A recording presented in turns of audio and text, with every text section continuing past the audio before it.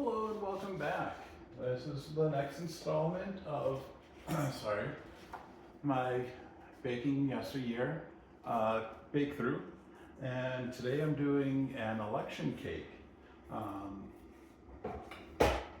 Really sounds interesting. It's a yeasted raised dough kind of fruitcake type concoction. This recipe or this video will have a lot of pauses in between. I'm going to activate my yeast and mix in some flour, and then I gotta let that sit for, or mix everything together, and then I'm gonna let that sit for about 2 to 3 hours, and let the dough do its beautiful doughy thing, and then I'll finally bake it off, and we'll go from there. Just a moment. Okay, had to change the camera angle because, well, I'm gonna be doing a bunch of stuff. I'm gonna try and do a little bit more focusing on getting the camera into this area, and so you actually see what I'm doing. But I'm realizing, oh shit, you can't see the top of my bright shiny head. Oh well. So, moving on, first thing, like I said, I'm gonna do is activate my yeast.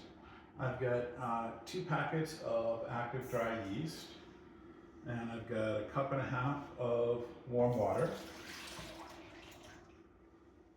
lukewarm water. And I'm just going to give that a quick mix.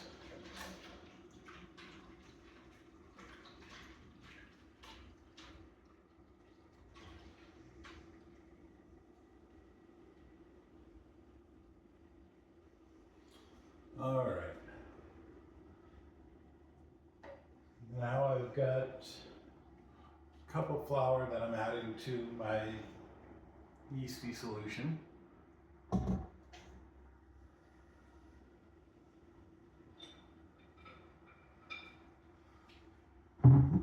I'm going to beat this together until there's no more lumps.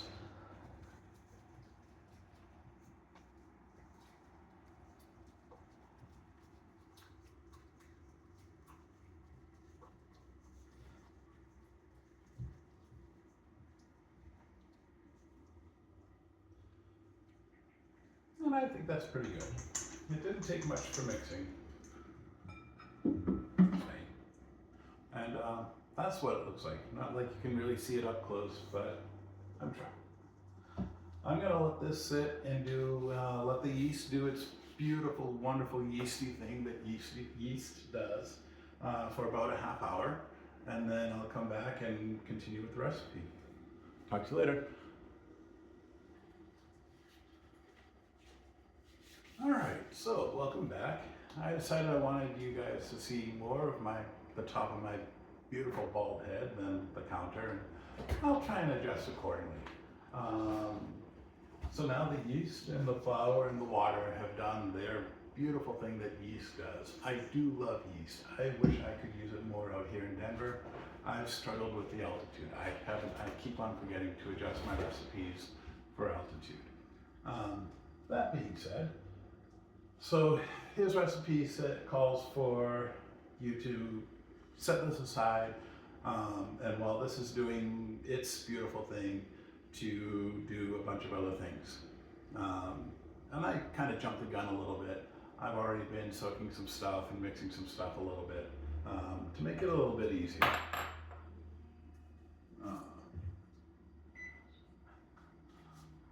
Had to stop the timer, otherwise in about 2.5 minutes you're going to hear my microwave go off, my timer go off.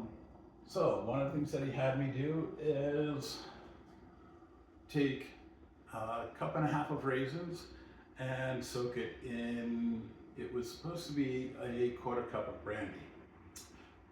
Every time I've done that, like, the brandy comes up to here, you know, not much. It's not really going to cover the raisins at all. So I said, let's change that a little bit. Well, maybe I use a few different words, but oh well. And so I cover anytime I'm soaking fruit, soak it. I cover the fruit or fill with whatever liquid I'm supposed to just cover the bowl.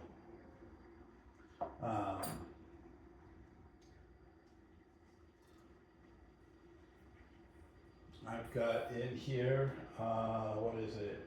Cup and a half of flour. I've got cinnamon, nutmeg, cloves, and ginger.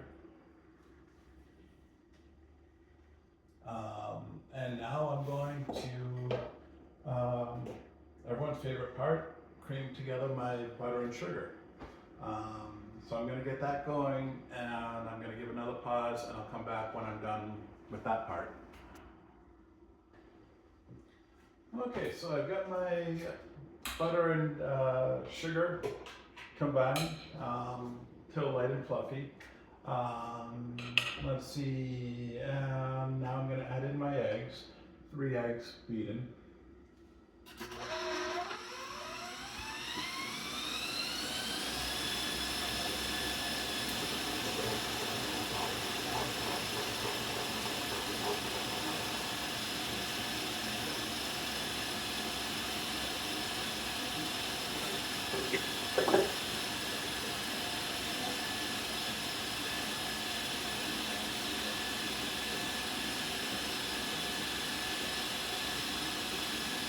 Gonna let this go until it's nice and smooth.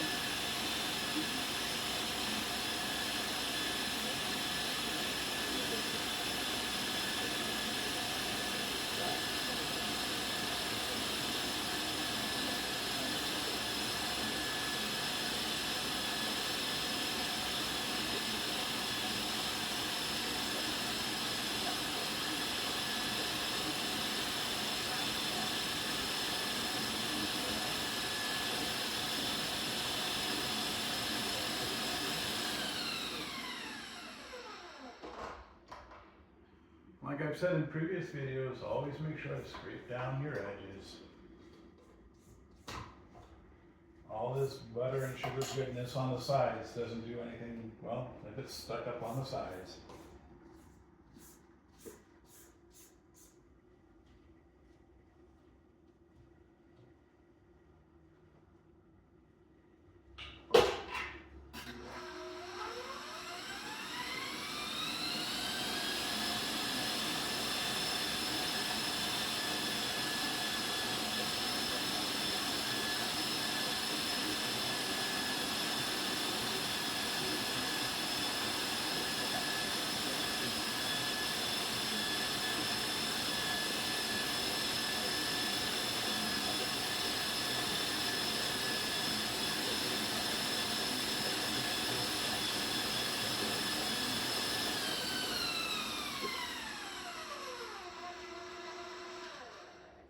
So now that I get that all smooth, I'm going to add my flour, water, and yeast mixture. I'm going to beat that very well. And I'm just going to pour that right in.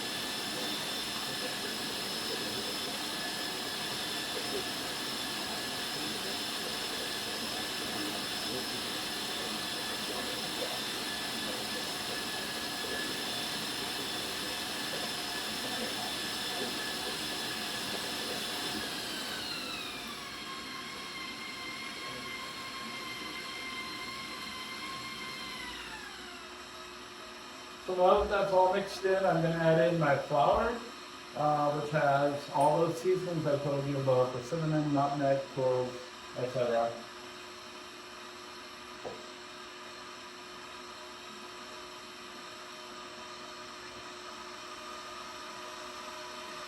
So he says gradually add the flour mixture and instead of doing the 2 tablespoons, add 2 tablespoons, about 2 tablespoons, yada yada. I'm just gonna pour in a little bit, wait for it to all get incorporated, add a little bit more.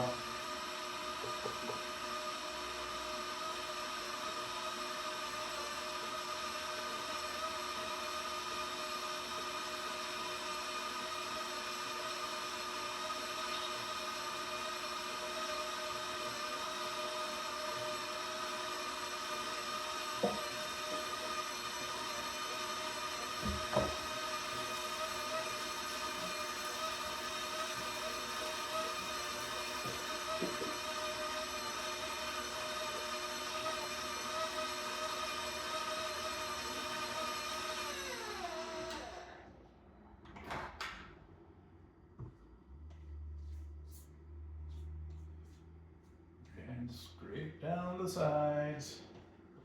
And the sides of this bowl, yeah, they're kind of, yeah, there's all sorts of stuff that just isn't getting incorporated, so.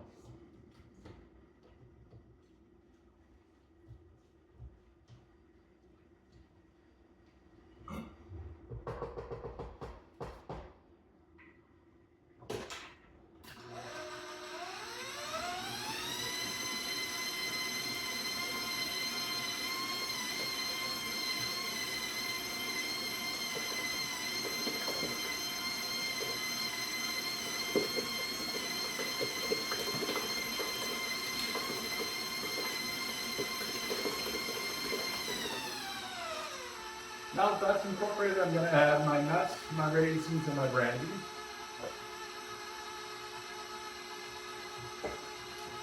Nuts, raisins, and brandy.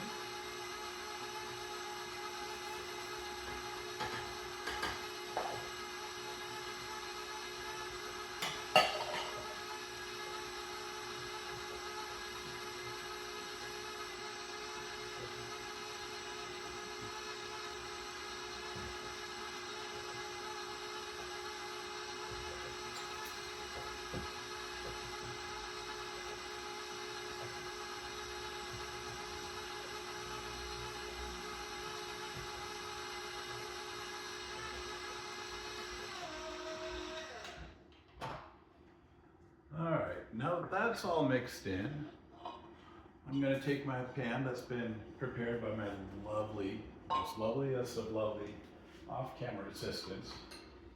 I'm going to pour my batter in.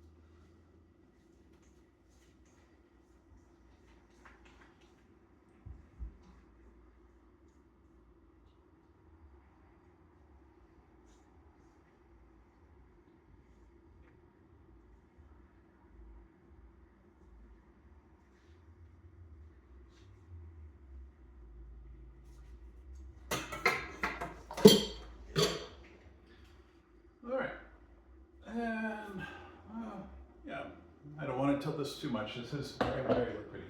I'm going to let that sit for 2 to 3 hours until it comes to about an inch from the top of the pan. Alright, talk to you later. Okay, so it's been fairly close to about 3 hours by now. So his recipe says to let it rise until it's about an inch above the top of the pan.